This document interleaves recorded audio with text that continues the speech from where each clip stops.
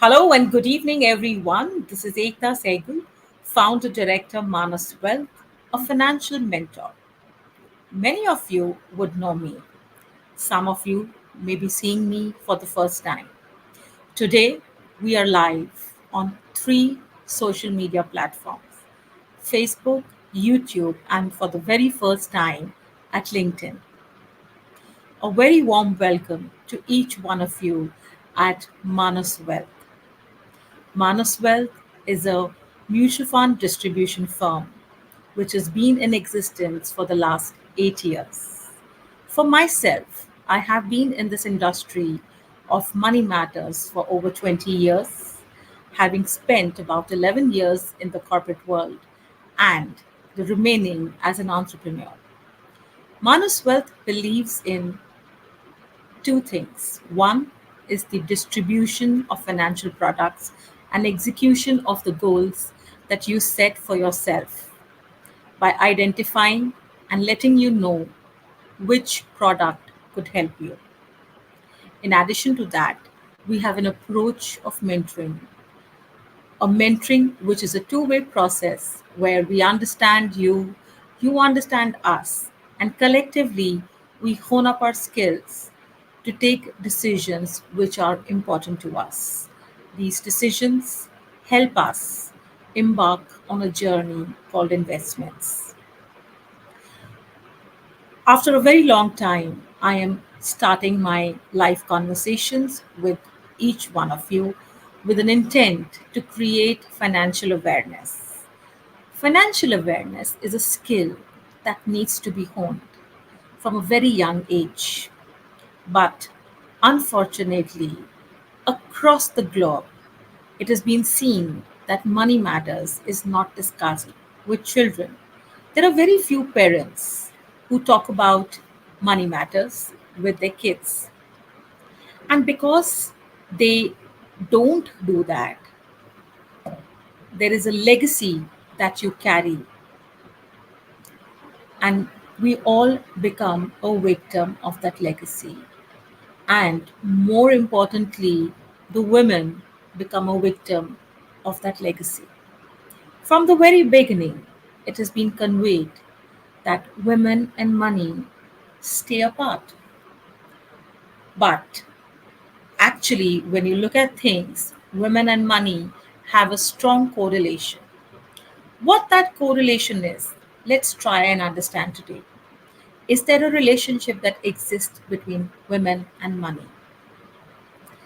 Well, yes, the relation does exist like it would with men.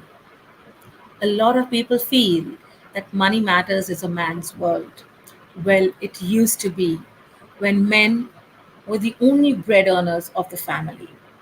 Even today, not many women are considered as the bread earner of the family, while they do contribute to the upliftment of your living standards in order to achieve all the goals that a family has. But yet, she isn't considered as the primary bread earner or the primary financial caretaker of the family. Women took a very bold step by becoming financially independent, by stepping out of the comfort zone, by focusing on their education and skills that are needed to work, to start earning, to start making an identity of their own. But what happened when they started to earn? Did they forget to become financially confident? And by being financially confident, I mean that you take your decisions of financial matters independently, in conjunction with your partner, but most importantly, you are involved in that decision making. Well, let's try and understand with a few statistics that may perhaps convey a message, some which I researched on my own, some that I read. 33% women do not invest, and these are the numbers that I'm talking from an Indian context.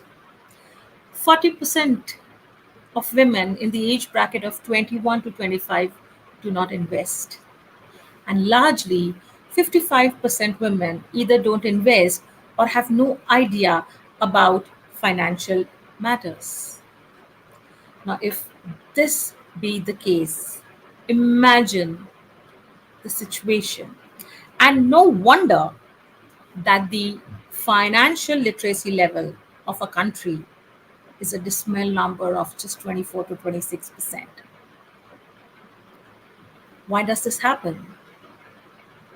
This happens because we are made to believe that we are incapable to do so.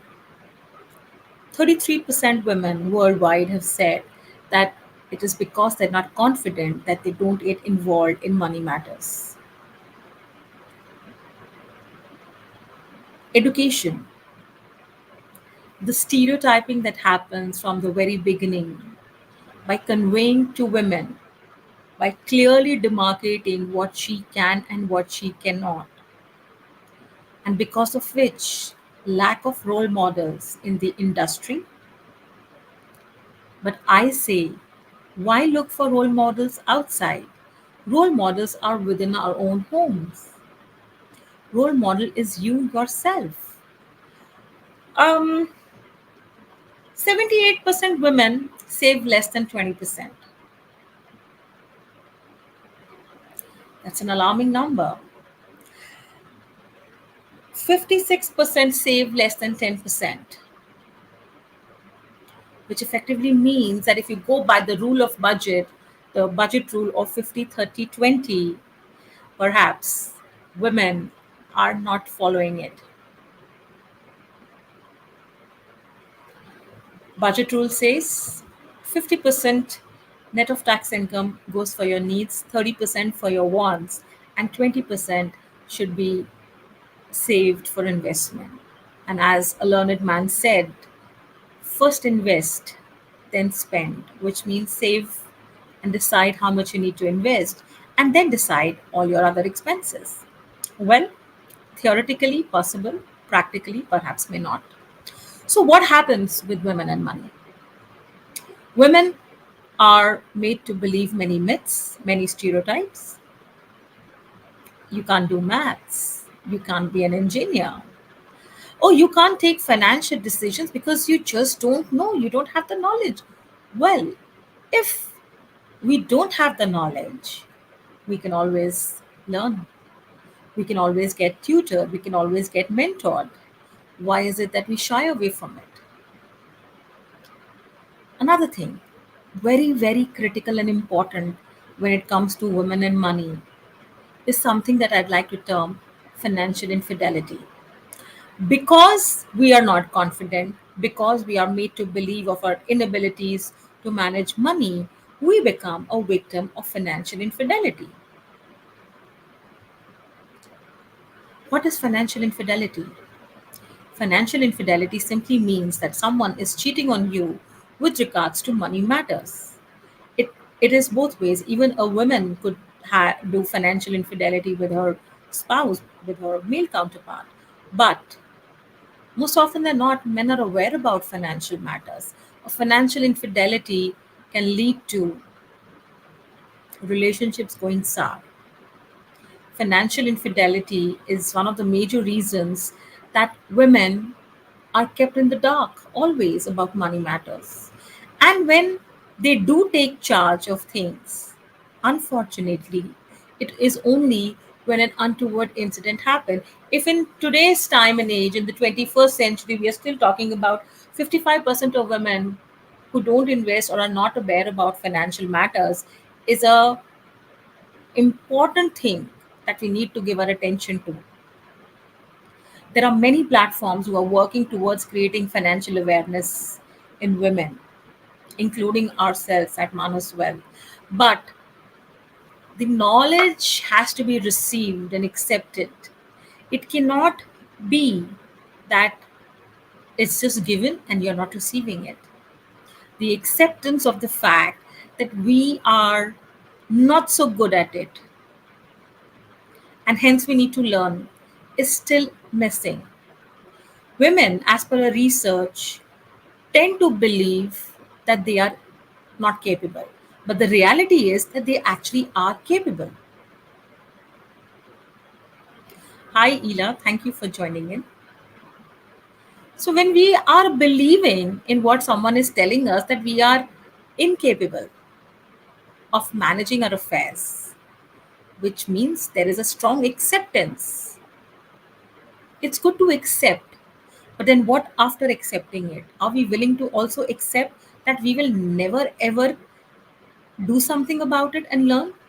And I'm again going to repeat this number: 55% women, as per a research in India, do not invest or are not aware about investment. And that's a huge, huge number if we are the 50% significant. If we are working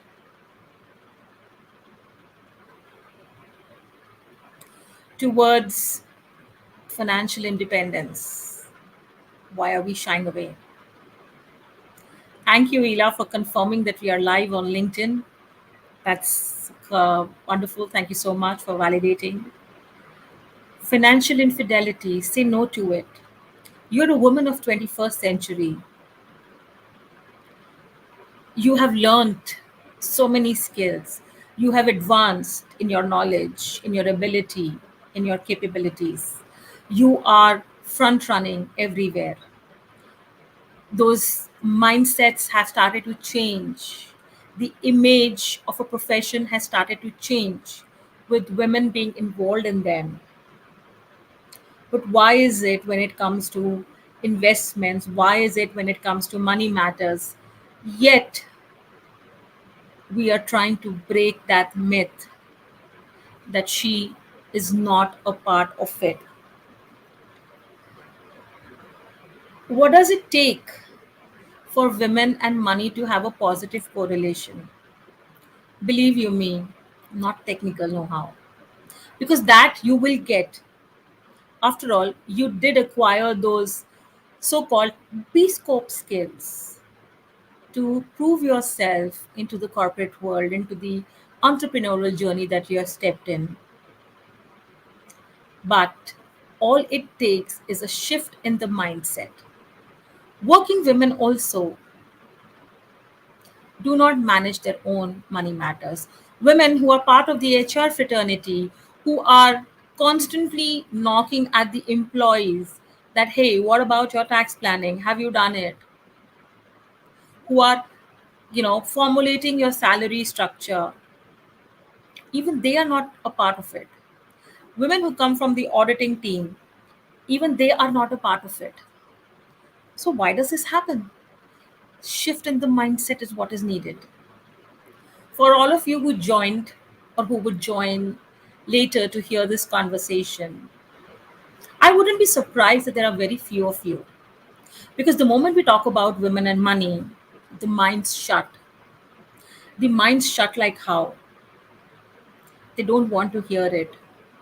That's very unfortunate. I have been questioned many a times.